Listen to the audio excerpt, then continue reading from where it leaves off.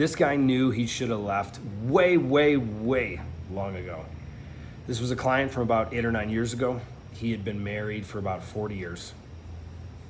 This was one of the hardest stories I'd ever heard. That's why it stands out nearly a decade later. We'll call this guy Larry.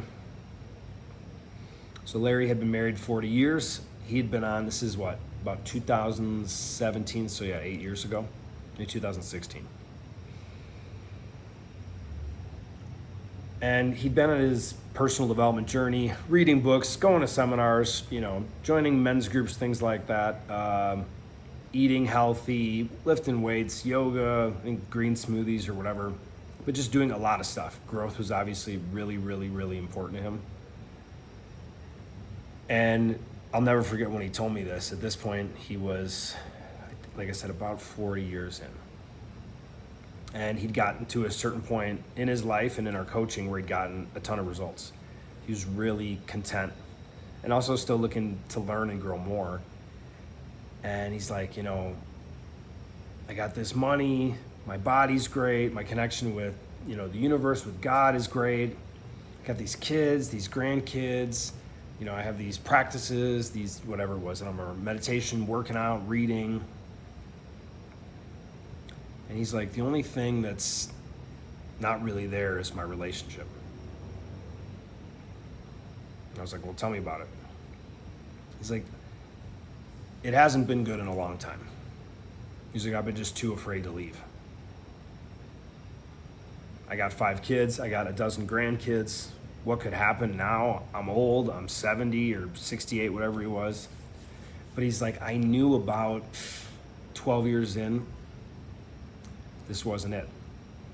Now, me being the coach, I'm not just gonna listen to that, because he could be downplaying his relationship, not appreciating it, not showing up, so he told me some more. He's like, about 12 years in, I noticed it had been a pattern of a couple years about not only that she didn't want to support me in me being a better man, in learning and growing and doing these different things to challenge myself, she'd actually not understand it and kind of make fun of it. Oh, you're going to another seminar. Oh, you're doing another, workout routine. Oh, another book. When is it going to be enough? Excuse me. It became pretty clear at the 12-year mark. Now, it gets much worse. This continued for almost another 3 decades. He was like 28 years late for his divorce. At that point, it's not my job as a coach to tell him, hey, you're 70 years old, I think you need to leave. That's never my role. If there's physical violence, that is my role. To tell someone they need to leave. I don't know what someone's spirit, what someone's soul is supposed to learn. I don't know if they want to sit in that suffering. But at this point, he's in pretty deep, right? Like I said, he's like 28 years late for his own divorce. And when Larry told me that, I just fell for him. Because it's probably never going to change. And he gave me permission to share some of these things, especially the guys, or all these things rather. And as of a year ago, Larry was, 48 years in.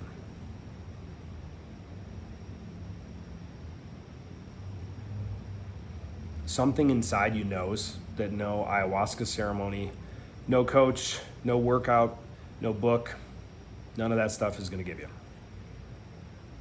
You meditating, taking a long walk in the woods, sitting alone with your thoughts, your heart, your anger, your rage, your sadness, your fear, that'll get you there. But no one can tell you that. People can ask you questions that can help you uncover the conclusion and the truth that's already in your heart, but no one can tell you. Why this story is relevant is because that was, for me as the coach listening on the other end, that was one of the most painful stories I ever heard. And when he told me that story, part of his message was, tell their guys they can get out.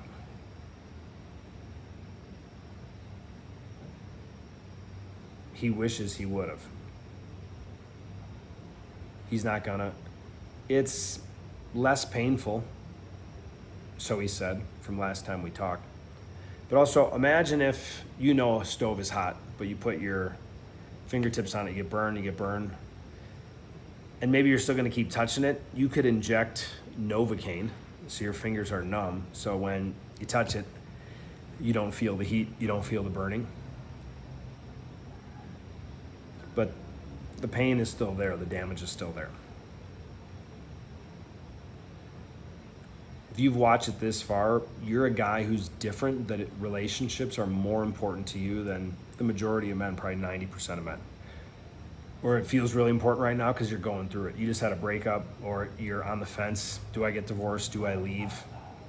Do I get married? I'm engaged. Why should I feel like this? Is this really the right woman? Better question, are you really showing up as the right guy?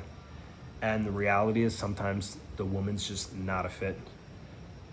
Give you something real quick, microwave coaching session. If your values and your vision don't align, and she's not only aligned, I just say ideally that she's excited. She's like, oh my God, someone like you exists.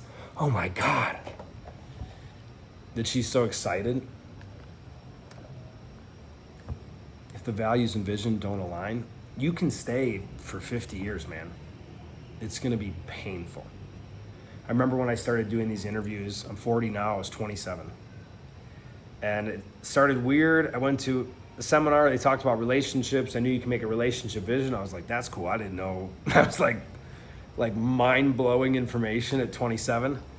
It's like, you can just write down 10 things you want that you know you really need and just date people that have that. Like, holy shit, I didn't know.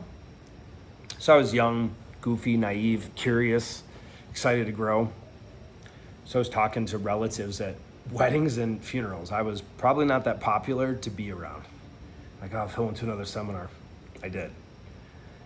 And I remember talking to someone, they've both since passed, I won't say their names. And I told them this, I said, do you know, you can just like write 10 things down and then know that and go on a date and then just see if this person has those 10? And I'll never forget, she looked at him, and it was just, it hurt me, man. She looked at him like, I wouldn't have picked you. And in their dynamic, you know that playful teasing that sometimes older couples have, or that's what it seems like? I would actually say it's humor and disguised as, it's what seems like playful teasing, but it's actually resentment disguised as playful teasing.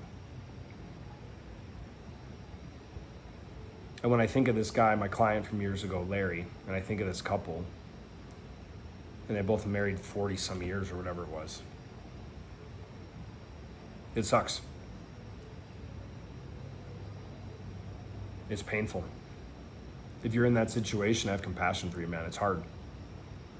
I've been in versions like that, not married, but shorter, and especially when you love a person or you're not really sure in yourself or there's confusion, it's rough. Something in you knows. Something in you fucking knows.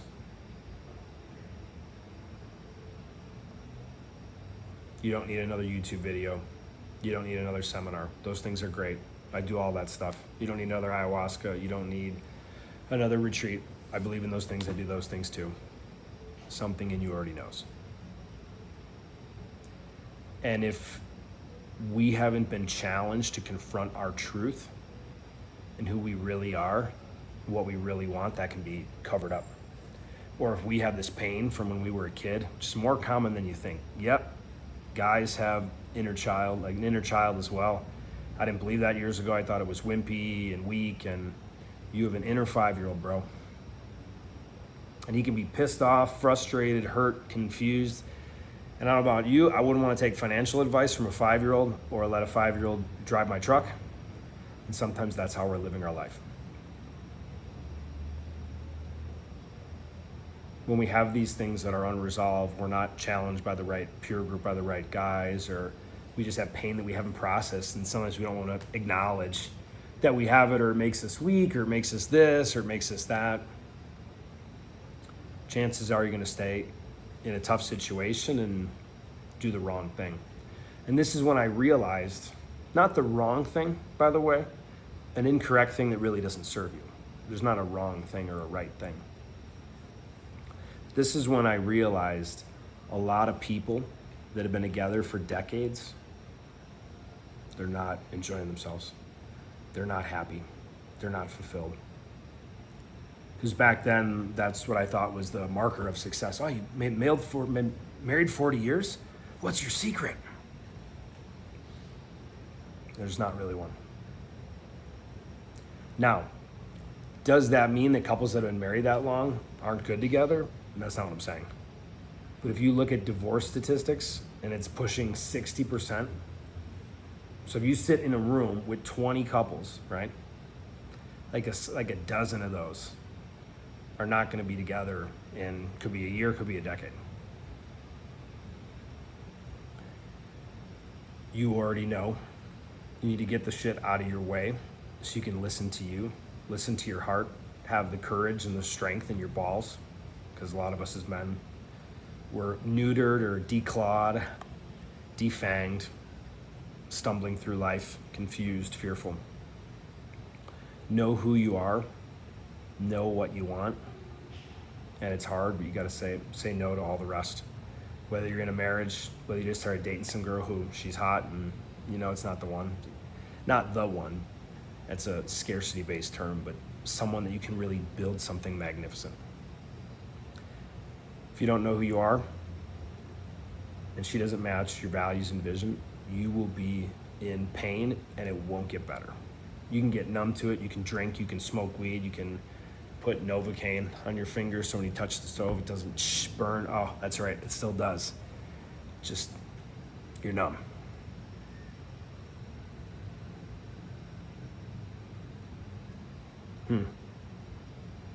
Something to reflect on. Even better, something to confront yourself tonight on. See you soon, gents.